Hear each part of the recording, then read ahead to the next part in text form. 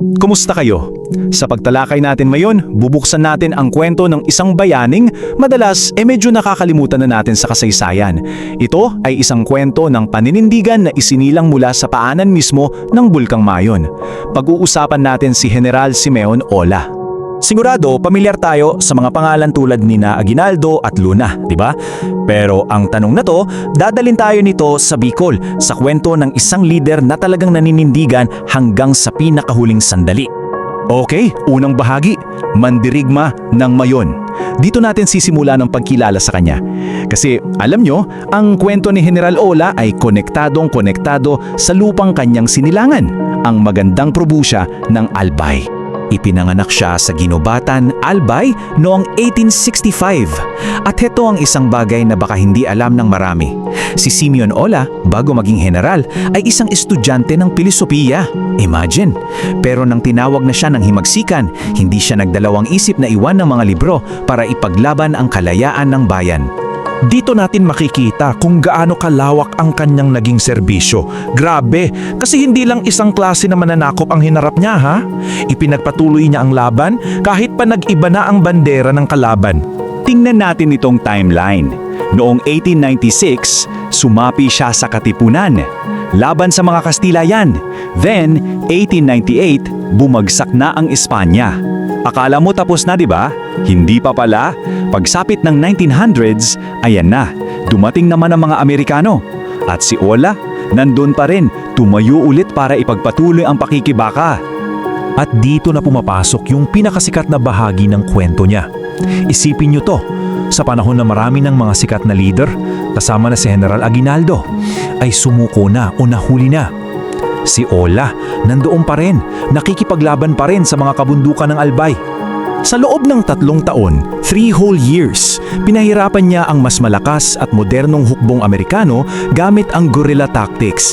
Kumbaga, laban to ni David at Goliath, at naging posible lang yan dahil sa buong suporta ng kanyang mga kababayan. Ito yung classic na propaganda war, di ba? Malinaw na magkaiba ang tingin sa kanya. Para sa mga Amerikano, para siraan siya, anong tawag nila? Bandido, tulisan. Pero para sa mga Bicolano, yung mga taong nakakakita mismo ng tapang niya, para sa kanila, siya ay isang bayani, isang tagapagtanggol. Ngayon, dito na tayo sa pinakakritikal na punto ng buhay niya. Isang desisyon na kailangan niyang gawin hindi para sa sarili niya, kundi para sa mga taong kanyang pinoprotektahan at pinaglalaban. Para maintindihan natin kung bakit niya ginawa ang ginawa niya, kailangan nating malaman ang tungkol sa napakabrutal na patakarang ito. Para maputol ang suporta ng mga civilian kay Ola, ipinatupad ng mga Amerikano ang reconcentration policy. Ang ginawa nila, sa pilitang pinalipat ang mga tao mula sa kanilang mga tahanan papunta sa mga kampo, kung saan, grabe, kumalat ang gutom at sakit. Kaya ito yung pinaka-importanting punto. Hindi siya natalo sa labanan. Hindi siya sumuko dahil naduwag siya. Ang totoo, napilitan siyang mamili. Nakita niya yung sobrang pagdurusa ng mga kababayan niya at yun ang naging dahilan ng pinakamabigat na hakbang na gagawin niya. At noong September 25, 1903, matapos ang masusing negosyasyon para masigurong magiging ligtas ang mga tauhan niya at para matigil na ang paghihirap ng mga civilian, pormal nang sumuko si General Simeon Ola. Siya na yon, ang huling general na bumaba ng bundok. Pero teka, hindi dyan nagtatapos ang kwento niya. Yung buhay niya pagkatapos ng digmaan, isa yang malaking patunay na ang paglilingkod sa bayan ay hindi lang sa larangan ng digmaan. Tingnan natin kung ano ang kanyang naging pamana. Oo, hinatulan siya ng mahabang pagkakakulong pero nabigyan din siya ng amnestiya. At anong ginawa niya?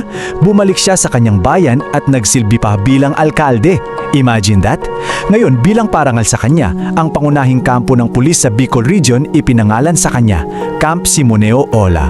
Namatay siyang isang iginagalang na leader sa edad na 87. At ito siguro yung pinakamahalagang aral mula sa buhay ni General Ola.